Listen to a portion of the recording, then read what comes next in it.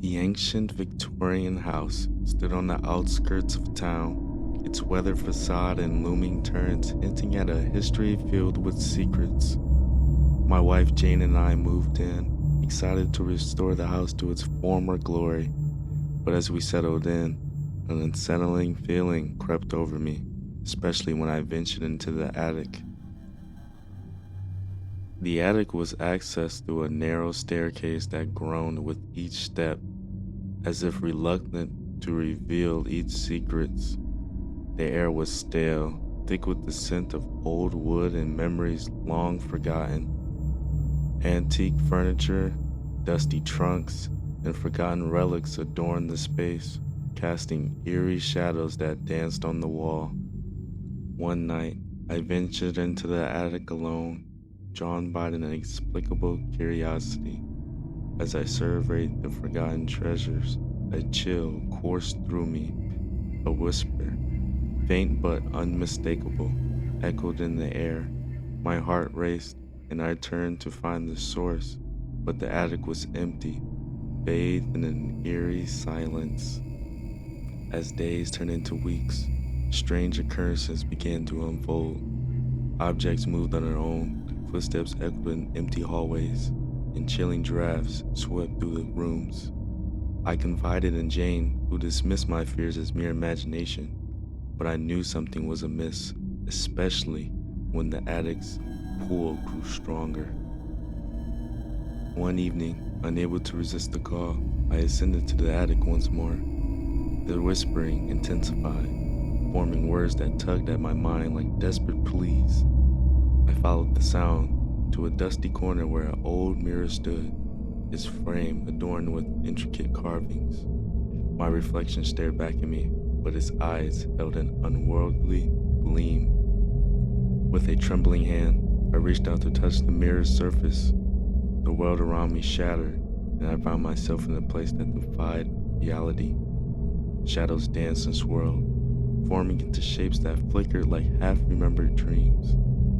A figure emerged, its features obscured by darkness, yet its presence radiated a malevolent energy. "You've awakened me," the figure hissed, its voice a chilling blend of echoes. "Trapped in this in-between, I hunger for release." I tried to step back, to escape this nightmare, but an invisible force held me in place. The figure's form twisted and contorted, becoming more corporeal. With each passing moment, his eyes bore into mine, an abyss of torment and despair. "Why me?" I managed to whisper, my voice trembling. "You possess a connection," it replied, its voice a mixture of longing and resentment. "Only through you can I find freedom." Fear constricted my chest as I realized the gravity of the situation. The entity sought to use me as a conduit, a vessel to escape its spectral prison. Desperation clawed at me, and I fought against the force that held me captive. With a surge of determination, I focused on the mirror, on the reality I knew. The figure shrieked in anger, its form dissipating like smoke caught in a gust of wind. The world around me trembled, and I felt myself being pulled back into the attic.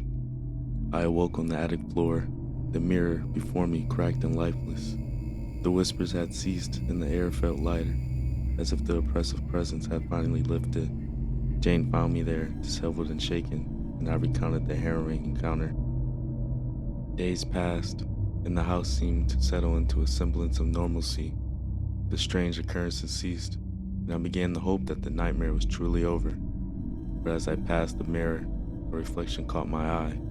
An ethereal figure, half-formed yet unmistakable, lingered behind me. The attic's secrets had been exposed, but its haunting had left its mark on me. I carried the weight of that encounter, the knowledge that I had escaped the clutches of an entity hungry for freedom. And though the mirror was shattered, its influence lingered, a reminder that some horrors could never be banished. The attic remained a place of both fascination and fear, a silent witness to the battles fought between the living and the ethereal. As time went on, I often found myself gazing up at its entrance, wondering if the entity still lingered, biding its time until the next opportunity to breach the divide between the worlds.